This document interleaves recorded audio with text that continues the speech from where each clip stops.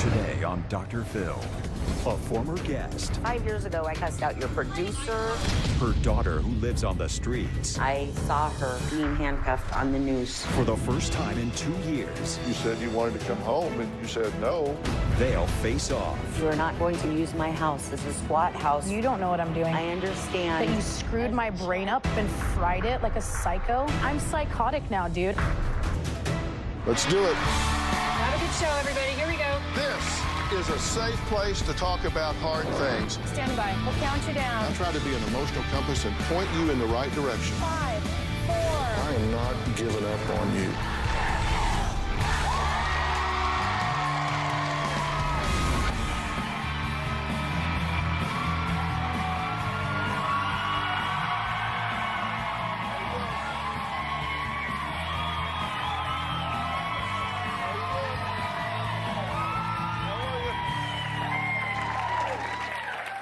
You know, a few years ago, I did a show featuring parents with extreme discipline styles. Now, one of those guests was Tammy, a mother who would unleash her special brand of anger by yelling and screaming at her 2 teenage daughters. You tell them don't ever send something like that to my phone again, ever. I'm an angry mom. You show some respect and don't slam the door. My mother is a very angry person. That's why we're going 45, because you gotta be on your phone instead of paying attention to the damn road. God. So when you're on the road, you think that traffic is supposed to part like the Red Sea so you can sail down the road because you are the most important person in the world? Almost, not quite, but almost. Well, who the hell are you? What are you mad at? Are you mad that your life didn't work out the way it was supposed to? You yell at them, but it isn't them. I feel like I've been cheated my whole life. You're the mom now, and that means you can choose to be different. You gonna come back and tell us how it's working? Sure.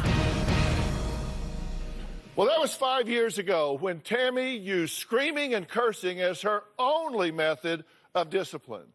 Well, after the show, Tammy claims she took my advice by curbing her anger and setting up strong boundaries with her daughter, Tatiana. But things seemingly took a turn for the worse 3 years ago, and Tammy says she had no choice when Tatiana refused to abide by her rules, which were really, I think, quite reasonable. Either stay in school, get a job, volunteer, or you'd have to just move out. She says Tatiana picked the latter and has been living on the streets, which includes panhandling for money, train hopping, and hitchhiking around the United States. Tammy wonders if it's all her fault. Since I've been on the Dr. Phil show, I am not such an angry person. It saved my life, but my 2 girls have taken 2 different paths. My youngest, Tamika, went from getting D's and F's to getting ready to start her first year of college. However, with my older daughter, things have not gone so well. Things changed for Tatiana when she would not go back to school for her senior year. I gave her 3 options: get a job, get a volunteer position, or she could do anything towards education. She left that day and never came home again. She told me she was gonna sleep under the bridge with her friends. Tatiana has not slept in my house again since then. Day after Tatiana turned 18, she got in a fight with the food cart vendors downtown, and she was arrested. Police have just arrested several people in downtown Portland after that fight at a food cart pod. A long-standing feud between the downtown food cart owners and these street kids really came to a violent head. I came home from work and saw her being handcuffed on the news. I felt heartbroken. Tatiana has been now living on the streets for almost 3 years. About 1 month ago, I got a message that asked if she could come home for a month. I told Tatiana she could not come home with the lifestyle she's currently living. The decision not to let Tatiana come back home has been one of the hardest decisions I've ever had to make in my life. I want to know from Dr. Phil, have I made the right decision? Well, it's good to see you again. Thank you, Dr. Phil. Let's talk about when you left here before. Did I get through to you? Did you listen? Oh, I definitely listened. It was very interesting to me to find out that I was the issue, not Tatiana, not Tamika, not anybody else. I really didn't grasp that before. I was too busy blaming everybody else and everything outside of me, and I was miserable. You were right, I was miserable. Since then, you made a quantum shift in the way you approach this with a lot of hard work after the show, because we always say this is the beginning, not the end, when we first meet, that a lot of work starts then. Absolutely. But Tatiana decided that she just wasn't going to go to school anymore. Yeah, and wanted 6 months to, as she said, run with my friends and do what I want, and then you can talk to me again about what I will or won't do. It was very scary because I really didn't think Tatiana would make the choice that she's made. I have some excerpts of your letter. Now, when did you write this? October 24th of 2012. Okay, so you gave her a month. So you said by November 23rd, so I'm going to give you a month here to put this into effect.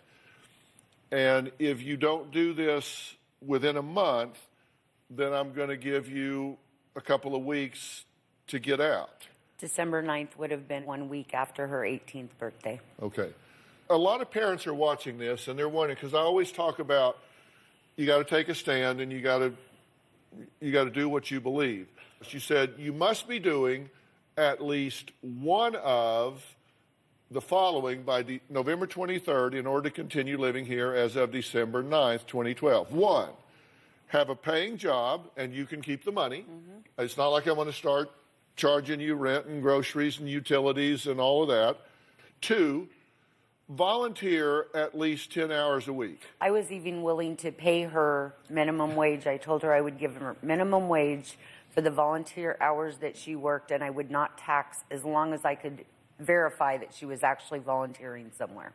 And three, participating in education, career advancement. And if you choose not to do at least one of these things, then you'll have to find another place to live by December 9th, 2012. Yeah. This letter reads very differently than the woman that I met on stage who was screaming at people from your car for being on their cell phone, you sons of bitches. That is significantly different than what I would have said and done 5 years ago. Because 5 years ago, I cussed out your producer. I cussed out the airport guy because he gave me wrong directions, the driver because he didn't have a sign. I even cussed somebody out after your show because they wouldn't let me walk around the lot. And your question for me is, did you do the right thing? And I'm going to give you my honest opinion right after the break.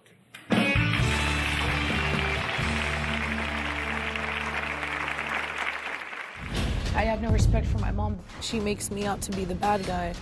I didn't move out. My mother typed me an eviction notice and made me sign it. I packed my bags and I left. And later... We're not homeless. We have family.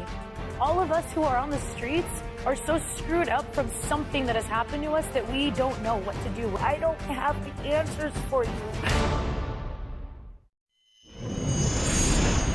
When Tatiana first left the house, I would go visit Tatiana under whatever local bridge or whatever street she told me she was on and take her food on a weekly basis. So right now, I've come down to underneath one of our bridges. This is one of the areas where I used to see Tatiana and bring her food.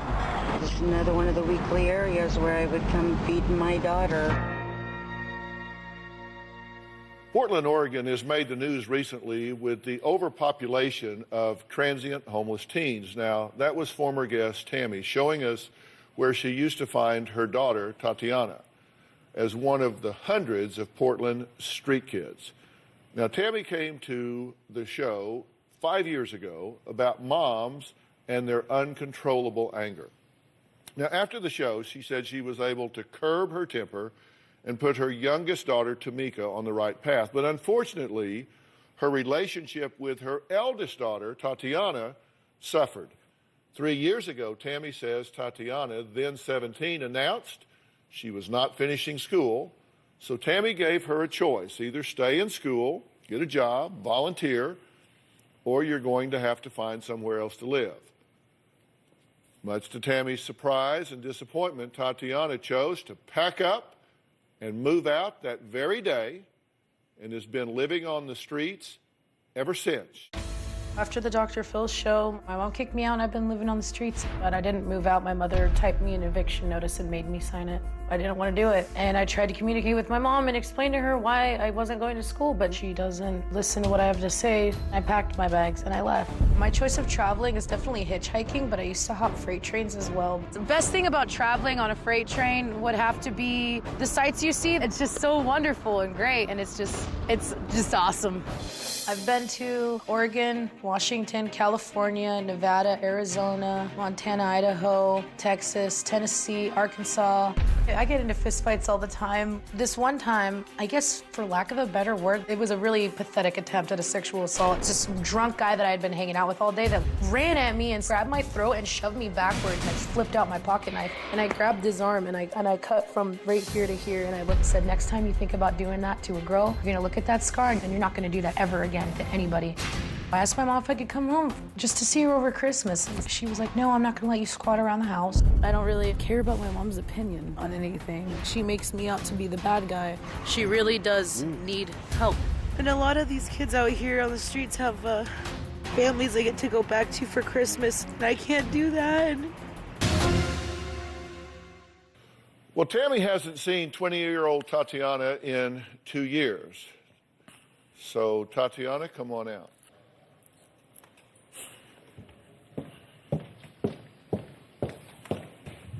Can I please have a puppy?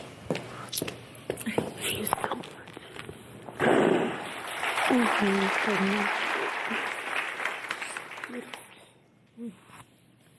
How are you? Tatiana, how are you? How are you? Have a seat. Right on. Okay. Well, I'm glad you're here. Yeah. How do you feel about being here? I'm not excited about it at all, but I feel privileged for sure. Yeah. Why are you not excited about it? Well, I wasn't really excited about getting my lifestyle exploited. I just feel that it's hard for people to understand what I'm doing and why I'm doing it. You think it might be mischaracterized? Yes, that would be a more correct word, yes. Well, then let's listen. That's the good thing about your being here. You have the floor and you can set anything straight that seems to be mischaracterized. And I do have some questions. All right. That maybe will help you, because you said your mother kicked you out. Mm-hmm. I find it interesting that you see it that way, because I read the letter, the eviction notice that you talked about. What did you want to happen? I wanted understanding, to be brutally honest with you. My reason for not going to school was the fact that I had such a stressful household. I totally get why you would have trouble finding traction in school and in life at that early time, because you were living in a situation that was just rah, rah, rah, rah, rah all the time. I get that. I think at this point, I understand that my lifestyle may not be the most favored, but my family wasn't giving me the help, so I learned at a young age that I have to rely on myself and do what makes me happy. And that may not look good to other people, and it may not make sense to other people, but if it makes me happy, that's what really matters in the long run. Yeah, I understand that theory more than you might imagine. We're going to take a break, and when we come back, we're going to talk about what life on the streets is really like for Tatiana, and I'm going to tell her why I understand that and exactly what I understand about it. We'll be right back.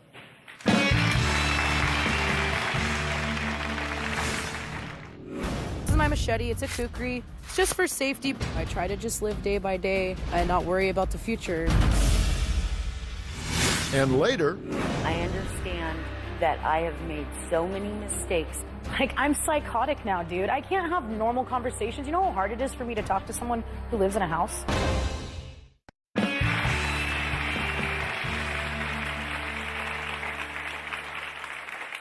former guest Tatiana was arrested along with 5 other people almost 3 years ago for allegedly attacking a food cart vendor while living on the streets. Today, she still lives on the streets. She train hops.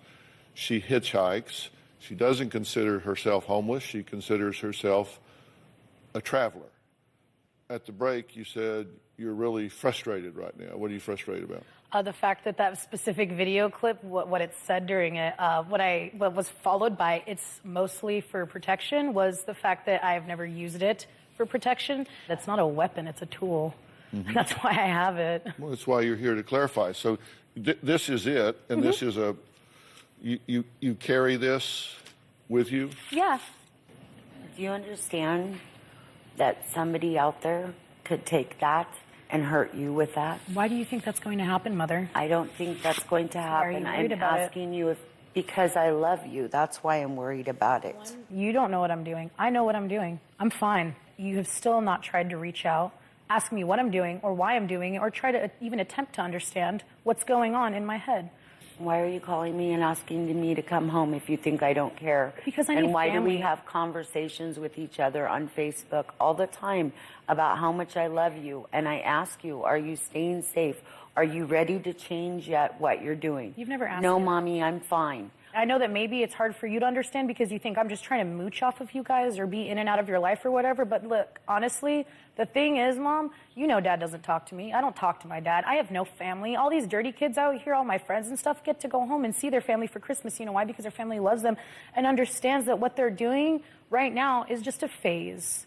Just like you used to tell me when I was younger and in high school, and you used to say, 3 years. This isn't a phase. This is a lifestyle you've now developed. I thought you would go through a phase and what's wrong with it? And what's wrong with it? It's Tell me dangerous. exactly. How do you know that? Because you're living on the streets. Look at the scars all over you. I can look at your hands and see scars That's all from over getting you. mosquito bites. Of Okay. course, it's a little dangerous. I don't have mosquito bites because all you over stay me. in your house all day.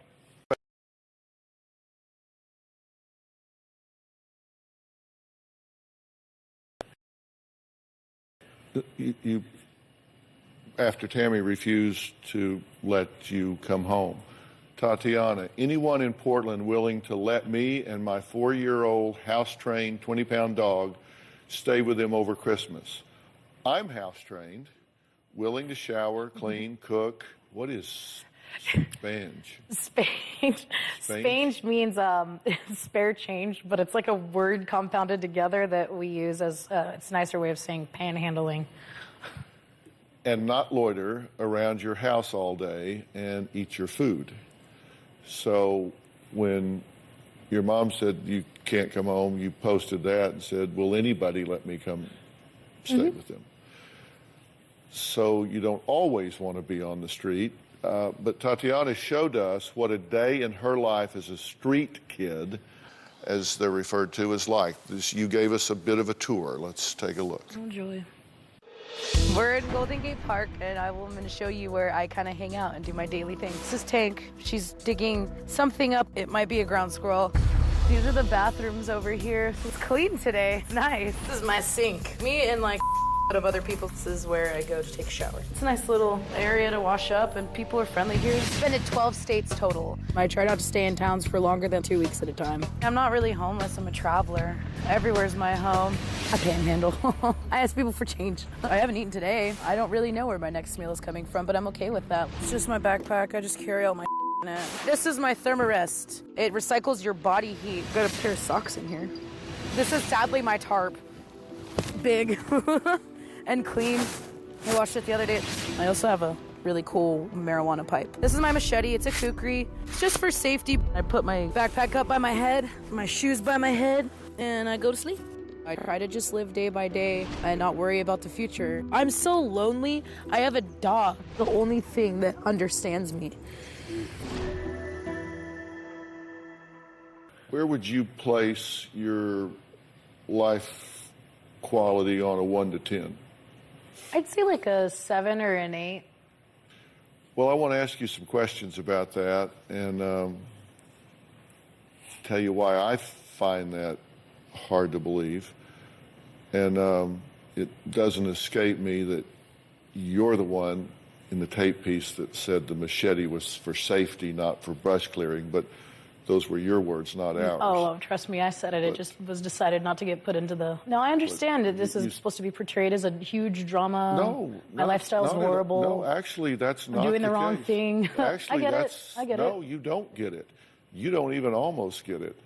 And you'll understand why I say that when we come back. That's what you think of me. Tell her what she should think. What am I missing? You should have just at least tried to understand me before you dragged me onto here. Her 20-year-old Tatiana has been living on the streets and traveling around the country the past 3 years, hitchhiking and train hopping. You said you get that the whole purpose here is to portray this as some big drama, horrible lifestyle. You couldn't be more wrong. The truth of the matter is, I've been homeless. Damn, really? I lived on the streets, and I know that it's not fun, it's not cool, it's not always dangerous, it's mostly just boring. Yeah, big time. You said you wanted to come home, and you said no. You told me I was in a squat at your house. You used the word squat. I said you are not going to come home and use my house as a squat house for 30 days and then go back out to the streets. So until you change that lifestyle, you can't come back to the house. Okay. It doesn't mean you're not welcome in the house. No, you are okay. always welcome. You can always come home. I will forever be here for you. Funny. You must make changes first in order to come back home. I have no family. I have nothing out here at all. I got myself and my dog, and I got my friends that I get to see, but you don't get to tell people everything, you know? It's whatever. I don't really mind it. I've gotten used to it at this point. I just wanted a family, you know? It hurt It's your just, feelings. yeah, it's devastating. You're calling me to come home for 30 days while you're out living on the streets, doing drugs, running the streets. I don't know where you're at. That's how you think of me? That's really what you think about me? That's what you think of me. Well, tell her what she should think. What am I missing? You should have just at least tried to understand me before you dragged me onto here, dude. I understand that I have made so many mistakes in your life. That you screwed my brain up and fried it like a psycho? Like, I'm psychotic now, dude. I can't have normal conversations. You know how hard it is for me to talk to someone who lives in a house? I can't do it. I really can't. It's really weird, and it makes me feel awkward because I never got a chance to learn responsibility. So how am I supposed to go from being homeless and doing what I'm doing what makes me happy, what I think is right for myself? I feel that what I'm doing is right. I feel justified in everything that I'm doing. And I'm trying to understand where people on the other side are coming from, saying that you're homeless, you shouldn't be doing this, we're worried about you. But no one's tried to understand. No one's listening. The only people that listen are the other homeless people I hang out with. Homeless people. I'm saying that word on television. We're not homeless. We travel. We have family. All of us who are on the streets are so screwed up from something that has happened to us that we don't know what to do. Okay, so I don't have the answers for you, and I don't know what else to do. And financially, I can't just protect you and get you and pull you away. I'm not asking you for money. I haven't asked you. I didn't ask you to take care of me. And you wouldn't give me a chance. I do the things I do, and I'm making the decisions I'm making because I love you. And I just want to see you have a better life for yourself. This is what I want for my life. I love it. I love traveling. Then maybe I'm missing something. You are. Because you don't sound happy when you call me and tell me you're lonely. Because you're my and mom. you miss me. You're my mom. You're supposed to be there so I can cry on your shoulder and talk to you about boys and, like, tell you that my life sucks, even when it doesn't. Just like I was when I was a kid, and I'm like, oh, my life's so horrible. What am I going to do? I got this roof over my head and food to eat. Like, we cry about things to let it out. You can't just, you know what I mean? I call you and talk to you because you're my mom, and, like, I'm supposed to be able to talk to you and cry to you about dumb things that should be irrelevant. And you should, I understand where you could take those things a bit personally and say, wow, she's really upset out there. Maybe I should do something to help. I just want you to talk to me. I just want you to be my family, dude. I don't want anything from you but love. And for you to understand what I'm doing is right for me. Don't respond to that. Just listen to it. No. You need to hear what she just said. Don't respond to it. Just hear it. We're going to take a break. Tammy has another daughter, 18-year-old Tamika, who has not seen her sister since Tatiana left home. The sisters are about to see each other when we come back.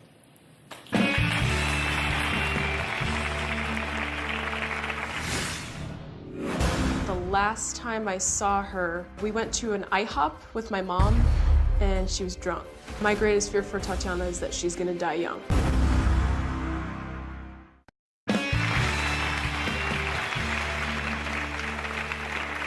There's another family member who has a lot to say and is really missing Tatiana, and that's her little sister, Tamika.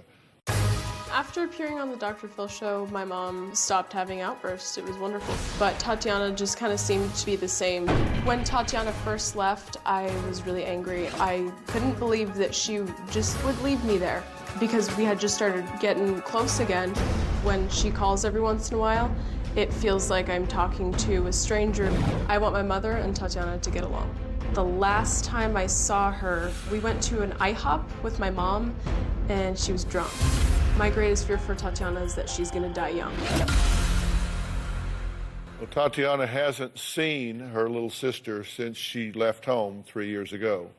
But Tamika is here, and she's been waiting to see her. So, Tamika, come on out.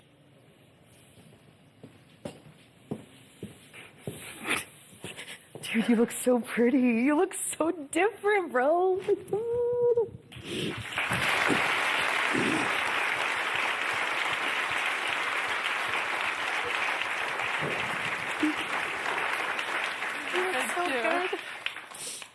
Tamika, it's good to see you. Oh, it's good to see you too. Sorry. It's all right. You look way different. How's it feel to see your sister? I don't know. It's weird. I mean, it's wonderful. It is weird. I'm looking at a stranger. And I want to look, but it's hard. Yeah. You miss her? Oh, yeah. Yeah. And how do you feel to see your little sister? Excited because I've been waiting for this forever. I don't feel like I'm looking at a stranger, but I understand that I've changed a lot. Yeah. You said you want these two to get along and stop the Cold War. This has lasted too long, and you want to have a relationship with her, and she wants to have a relationship with you. Just sit down, talk about it. This is what you guys have wanted. Stop this. You're pushing yourself away from her. Here, come here. Go ahead.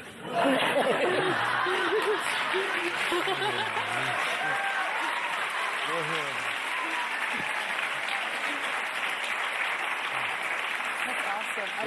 I never thought about it that way either. I never really looked at it that way either.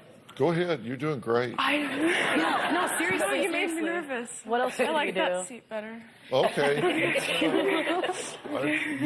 You're going to dumb me up in the hot seat. I'll move you back. But your point is right. I mean, this is something that this has to be talked about, right? I mean, Yeah. This has lasted too long. This is ridiculous how long this has lasted. It's just ridiculous at this point. I love you, but ridiculous is the only word I can think of. I know that it's like I'm taking everything for granted, but I don't. I don't even know. You don't sound ridiculous. Not at all. Because I don't know how to explain it to you guys. Because I do like my lifestyle a lot, and I don't talk about it because it's not just me living this lifestyle. It's thousands and thousands and thousands of other people too, and all of us get judged a lot all the time. I get judged all the time. I don't have somewhere to call home, and then when I call you and you judge me, you know how bad that hurts. So sorry. When I call you because I was rude to, or got my face spit in, or got pushed over, and I call you and I'm just like, Mommy, this sucks, or Mika, this sucks, It sucks, but I'm calling you guys because sometimes I go through things and I just want a little bit of like, no, it's okay, you know. I want you guys to just say like something to make me feel better. Anything. I just want to know that somebody loves me and cares about me, and then I'm not just the only one having to deal with this. Because I want a family too. You have family. I'm sorry. I'm sorry.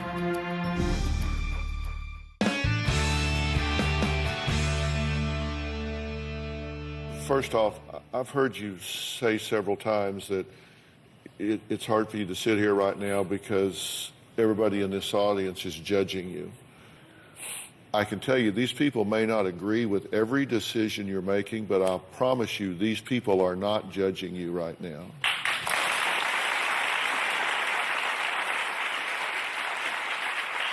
And they're judging you, they're judging me because I've been where you are. And I've been married to that woman out there for 39 years, and she will tell you... That's Robin. Wave, Robin, so she can see you. I think she will tell you I'm the least judgmental person she's ever met. I'm the least judgmental person I've ever met. I can tell you for sure. I got two boys. One of them is so tatted up, people would pick, if they were line up 1,000 kids, they would say, this one is the last one they would pick as Dr. Phil's son. He's highly talented. He's very creative. He's very individual. This is awesome. Him. He has a hell of a lot more tattoos than that. Same kid, with him or without him. Doesn't matter to me. Look, not even God can change what has happened. You've made a lot of mistakes early on. Absolutely. You had a lot of mistakes made in your life early on. The legacy is being passed. And that needs to stop. If she says, I want to know that I can come home for a couple of weeks, we drug tested her. She's overcome a lot of things in her life. She's at a good place with that right now. If she wants to come home and stay for a couple of weeks or whatever, I think you should let her do that. I think she should know that she's got a home base that she can cycle through. And I think you should do that, respecting the boundaries. And I don't think you should try to solve a lot of problems right now, but I do think you need to transition to a safer, more rewarding situation that doesn't involve giving up your dog. Yeah. You don't give up a dog. Yeah, that's where I'm at right now. You don't give up a dog. I've had that dog for 4 years, you're telling me. Yeah. You're dealing with a lot of hurt, and you're underestimating yourself. And I hate for you being out there in an incommunicado situation. And the first thing I would like to do is connect you with a lifeline so you can. I mean, I just personally, I would like to give you an iPhone or an iPad or something.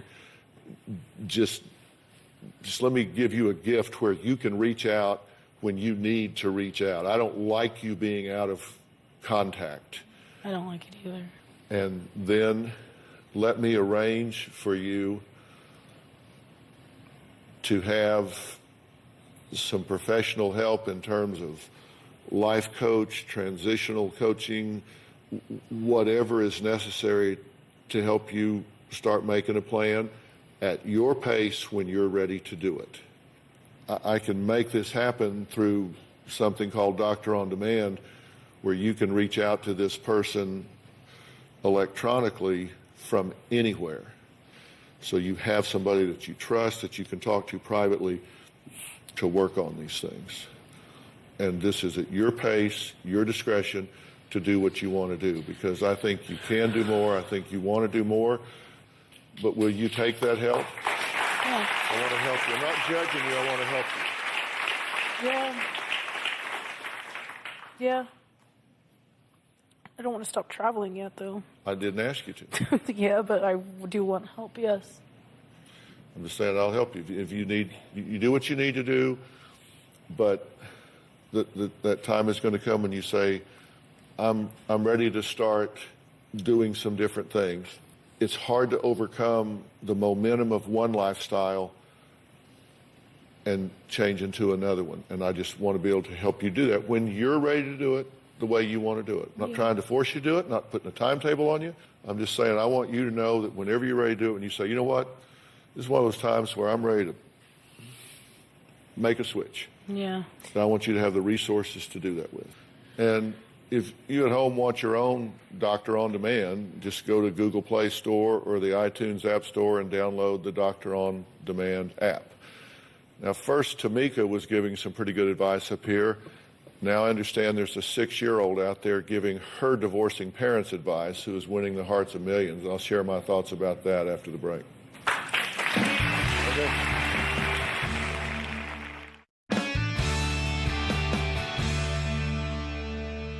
I found something else while we were researching around that I wanted to talk about, because one of the things that I hear people say, I hear them say it all the time on this stage, they say, you know what, the kids don't really know what's going on. Really? You really think kids don't know what's going on between you and your spouse? Trust me, they do. They know what's going on. They hear what's said. They hear what isn't said. They even notice if you set your coffee cup down with a little extra bang in the morning. Out of the mouths of babes, trust me.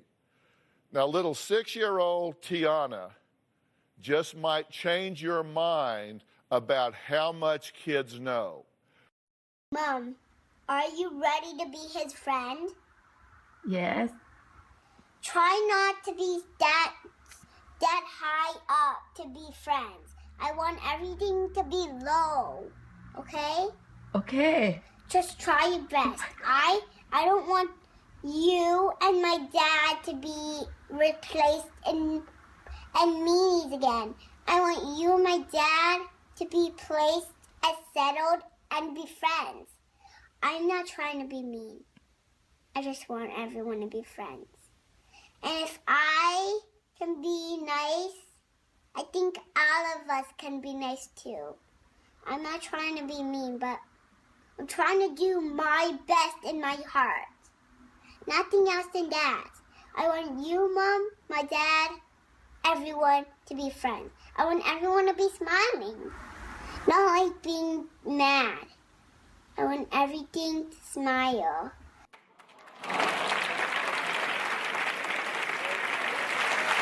You hear what she's saying. She's saying, settle down. Bring it down. I want you to be friends. I'm not trying to be mean. I just want you to be friends. I have 2 rules when it comes to children, and they're really, really important rules to follow. Number 1, do not burden them with situations they cannot control, because it makes them feel helpless, and do not ask them to deal with adult issues. That makes them feel helpless. Think about this. Children hear what's said, they feel what isn't said. Think about that next time you're running your own agenda in a house with paper-thin walls. I'd like to thank all of my guests today. We'll see you next time. Thanks so much.